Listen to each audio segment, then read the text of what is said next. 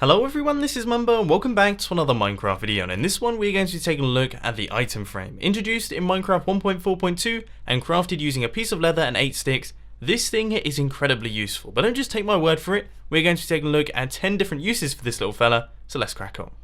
This first one may seem a little bit obvious, in fact almost too obvious, but of course if you right click on an item frame with an item in hand, the item will make its way into the item frame. Now this means that you can create displays a bit like this one if you really want to, or more importantly, you can label all your chests with the items inside the chest. But let's be honest, that was a very boring use of the item frame, wasn't it? I mean, it's in the name, everyone knows that the item frame can do that. How about we take a look at something a tiny bit more exciting, and this right here is known as the item frame selector panel. Now these things have been around for donkey's years, but this design by Minecraft with Dummies is probably one of the best ones out there. As you can see, when we spin this item in the item frame, we get ourselves a different output through the system. Now this makes it perfect for use in things like multi-floor piston elevators, or even minecart subway stations, whatever you really fancy. In fact, item frames can be used in a ton of redstone contraptions, for example this combination lock right here. Now as you can see, we've got ourselves a redstone lamp out the back. Currently it's switched off, but if we spin this item in the item frame round to the correct position, we get ourselves a redstone output. Now this little setup that we've got right here with 4 item frames gives 4,096 possible combinations, which sounds like a lot. I mean seriously, that's a lot of combinations. But if you pair 2 of them together, you get over 16 million.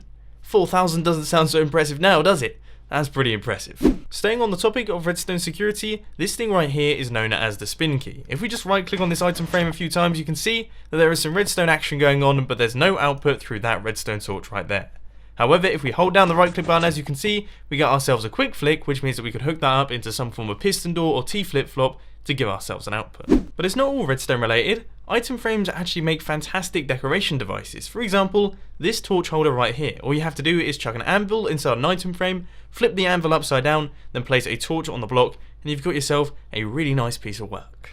Speaking of decoration, it doesn't get much better than this. This is a gigantic map of the Hermitcraft Series 4 server.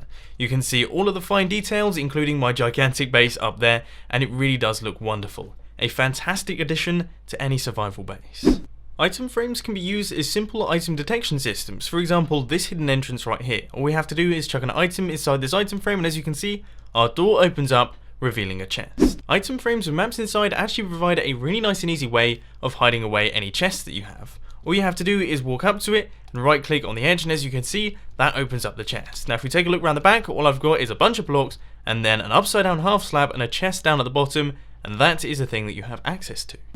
By renaming the item inside the item frame, you can actually create what I like to call a fancy sign. For example, this one right here. If we hover our mouse over this thing, we get ourselves a very important message. I mean seriously, you should read this back and forth, send it to all of your neighbours and all your friends, make sure that everyone is aware, and most importantly, follow it yourselves. But of course, one of the most important uses of the item frames is to be annoying. Yes, I am correct in saying this.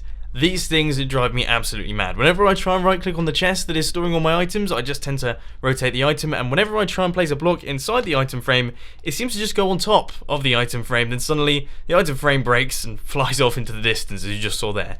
It makes me want to pull my hair out, but all in all, item frames are incredibly useful. I absolutely love them, I use them often in my redstone contraptions, I certainly think they look pretty good. But unfortunately, ladies and gentlemen, that is all I've got time for today. I hope you enjoyed this video. If you did, please be sure to hit that like button. And if you really loved it, then make sure to subscribe. But thanks for watching, guys. This has been Mumbo, and I'm out. I'll see you later.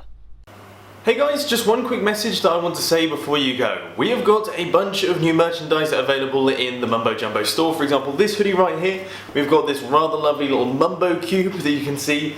Really nice and soft and squishy. But also a few other hoodies, t-shirts, mugs, mouse mats, and all those good bits and pieces. So head over to store.thatmumbojumbo.com to check out what we've got for you.